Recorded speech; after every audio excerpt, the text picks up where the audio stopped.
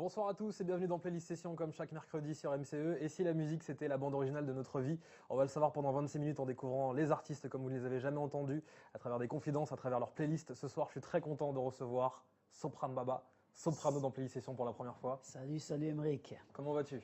Impeccable, il fait beau, on est là, tranquille. Ça va. Dans une semaine sort ton 4e album, Cosmopolitanie. C'est ça. On va beaucoup en parler de cet album Cosmopolitanie car on a hâte de savoir ce qui se trouve à l'intérieur. Et il y a ce morceau qui passe en boucle sur les radios, qui fait un écho de dingue dans les clubs parce que tu peux vraiment le tester. Ouais. Là, en plus, j'ai commencé à faire quelques festivals aussi et aussi, c'est quelque chose. Le public est réactif. Ouais, c'est un truc de franc chanteur. On va voir un petit bout du clip. Ça va. Qu'est-ce que tu écoutais en famille pendant l'enfance? En plus, c'était spécial. l'aîné, tu devais montrer l'exemple. Eh oui, moi, c'était un peu spécial. Mon père, il était grand fan de ABBA. Ouais. Ça veut dire que mon père, il écoutait ça, mais à mon avis, vu qu'il était marin, donc il faisait beaucoup les pays, et à mon avis, il devait écouter ça partout, parce qu'à son époque, ABBA cartonnait partout dans le monde. Phénoménal, bien sûr. Donc à mon avis, il a dû écouter ça. Donc ça fait que j'ai grandi avec ABBA, Bananarama, Michael Jackson, Bob Marley, parce que mes oncles faisaient exprès de fermer la porte de leur chambre pour écouter Bob Marley. Après, ils ouvraient la porte, ils avaient les yeux rouges. Quand j'étais petit, je me demandais pourquoi. Qu'est-ce que Bob Marley leur fait?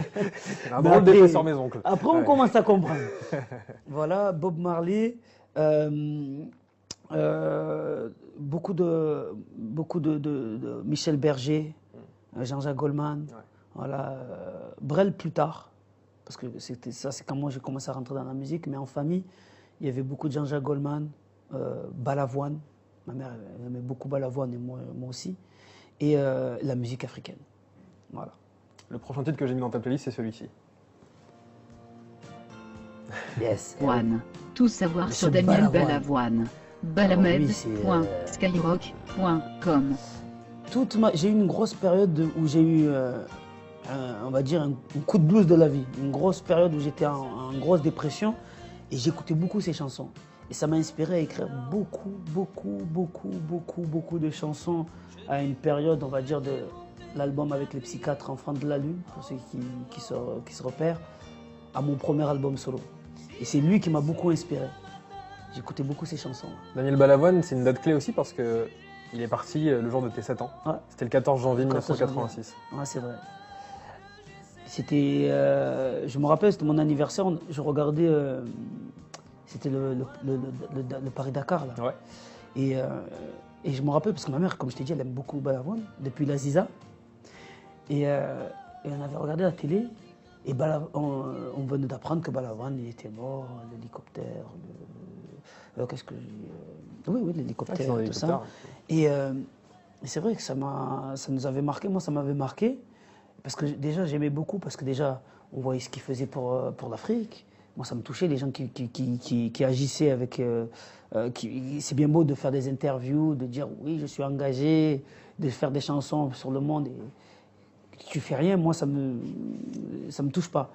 Lui, il faisait des actes. Donc ça... C'est ce qui développe un message. Voilà, donc c'est pour ça que moi, lui, il m'a grave touché. Et c'est vrai que sa mort, ça m'a un peu touché. En plus, le jour de mon anniversaire.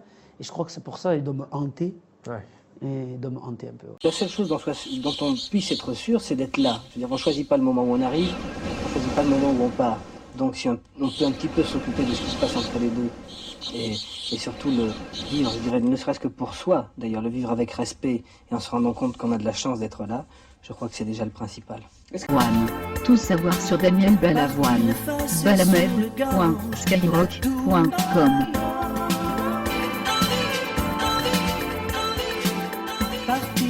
C'est sur le Gange, la vie.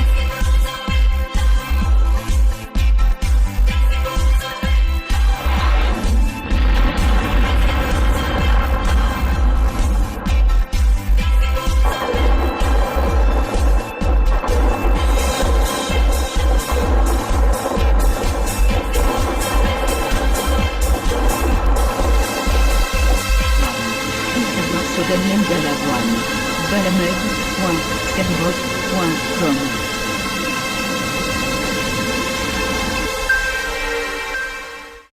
C'est-à-dire que quand on passe de l'un à l'autre, effectivement, on s'aperçoit que un simple rhume dérange, mais qu'il y a quand même des choses plus graves que les rhumes. Alors finalement, le bonheur, c'est peut-être aussi avoir un rhume, parce qu'il y a des choses tellement plus emmerdantes que ça, qu'on n'est pas si malheureux quand on a un rhume.